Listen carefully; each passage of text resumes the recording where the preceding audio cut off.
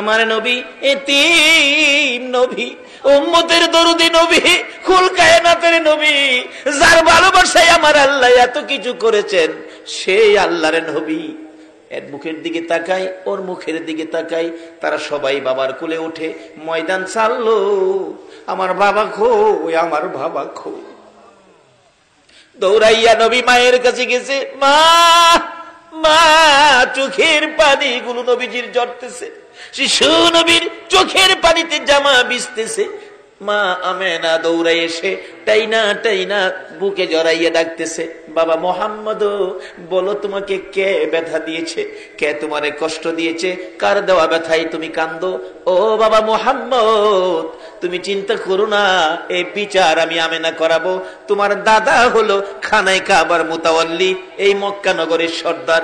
তোমার দাদাকে দিয়ে ওই ছেলেটাকে ধরে এনে তোমার সামনে বিচার করাবো। তুমি কেঁদো না, তুমি কেঁদো না। মা ছোট সময় এমন সান্ত্বনা আমাদের কেউ দিছে কিনা? কে মারছে? এই মুখে মারছে, কান্দিস না, তোর বাপ বাইটাই হোক, দেহিস বিচার করাবো। আমার নবীর মায়া মেনা বলেন, বাবা মোহাম্মদ, তুমি কেঁদো না, তোমার দাদা বাড়িতে আসলে কে তোমার কান্দাইছে, আমি বিচার করাবো। এমনি সময় আমার নবী মায়ের গলায় ধরে চোখের পানি ছেড়ে ছেড়ে কান্দে। মা, মা গো, এই জগতের কেউ আমার কান্দায় নাই, কেন তুমি কান্দতেছো মা গো? আমার বয়সের ছেলেরা বাবার কোলে উঠলো, বাবা আদর করে দুই গালে চুমাইলো, পকেট থেকে খেজুর খুরমা দিল। আমি সকলের দিকে তাকাইলাম, কিন্তু সবাই বাবার কোলে গেল গো। আমার বাবা কই, আমার বাবা কই? আমার একবার কোলে নিল না। আমার আল্লাহ বলেন, বন্ধু কেঁদো না গো, এতিম বানাইয়া পাঠাইছি, তারপরেও তোমারে দেখবো এতিম বলে উনি। দুনিয়ার মানুষ তোমারে ভালোবাসে, এতিম করে পাঠাইলাম, তারপরেও এতিম বলে যদি তোমাকে দুনিয়ার কেউ ভালোবাসে গো, আমি আল্লাহ কথা দিলাম, এই ভালোবাসার বিনিময় আমি আল্লাহ তাদের জীবনের গুনাহগুলো মাফ করে দিব। এই দেশ ছাড়তে হবে বাবারা ভাইয়েরা। আসুন, কিছুদিনের জন্য দুনিয়ায় আছি, কবে জানি কার মৌতের চিঠি আসে। এখন তো হঠাৎ আসে, হঠাৎ একটা শব্দ এখন সারা দেশে আছে, সেই শব্দটা জানি হঠাৎ মরলে কি কয়, কি কয়, কি কয়? স্ট্রোক করছে, স্ট্রোক। মুরব্বী বাবার আছেন, আপনাদের আমলে স্ট্রোক ছিল? এখন স্ট্রোকের কারণ কি?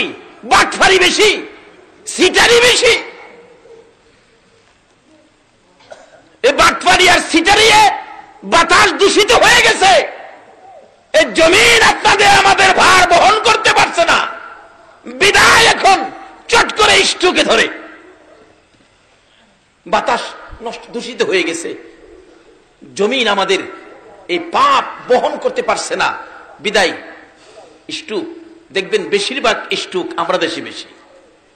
উন্নতশীল দেশগুলোতে যায় দেখেন, তাদের মধ্যে স্ট্রোক নাই, খুব কম। তার কারণ কি? তারা বিজাতি, তাদের কোনো ধর্ম নাই, তাদের একটা ধর্ম যেটা মুসলমানদের ছিল। তাদের জীবনে কেউ মিথ্যা কথা। ইংরেজ দেশে যায় দেখেন, তারা মিথ্যা কি জিনিস তারা জানে না, মিথ্যা বলতে পারে না। রাস্তায় কোটি টাকা পড়ে থাকলেও কেউ টাকার মধ্যে হাত দেয় না।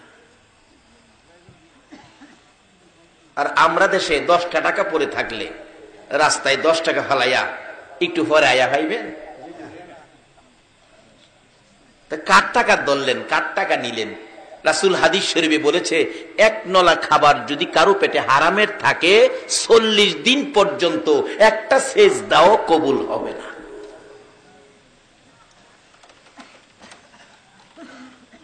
সত্য নিয়ে গেছে বিজাতিরা, আজকে তারা উন্নত, আর মিথ্যার সাগরে বেশি আছি, সুদের সাগরে, ঘুষের সাগরে। এই জন্য আজকে আমরা বিশ্ব জুড়ে আমরা ঘৃণিত, আর তারা সত্য নিয়ে তারা আজকে উন্নত। আসুন, আমাদের একটাই সম্পদ, আমরা মুসলমান, আমরা ইসলাম ধর্ম গ্রহণ করেছি।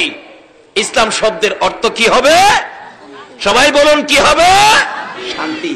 আজকে কি আমরা শান্তিতে আছি? কেন নাই তার কারণটা বের করে আনতেছি, একটু লম্বা হয়ে যাইতেছে, আপনাদের কষ্ট হইতেছে? বাবারে একটা দিন কষ্ট করেন, কারণ একদিন এই পৃথিবীতে আমরা ছিলাম না, আর একদিন আমরা পৃথিবীতে কেউ থাকবো না। আগে যারা আসছিল তারা চলে গেছে, আমরা যারা আছি আমাদেরও যাওয়ার বিষয়ে পড়ছে, শুধু ফ্লাইট ডেটটা বাকি রয়েছে। কবে জানি মসজিদের কোনার থেকে 4 পায়া ফ্লাইট আপনার উঠানে আইসা নামবে, আপনাকে সাদা কাফন পরায়া, মাথার মুড়ি পায়ের মুড়ি বাইদা এই বিমানের মধ্যে উঠায়া আতর সুরমা দিয়া আপনাকে সাজায়া দিবে। যেই বিমান আপনাকে নিয়ে রওনা হইলে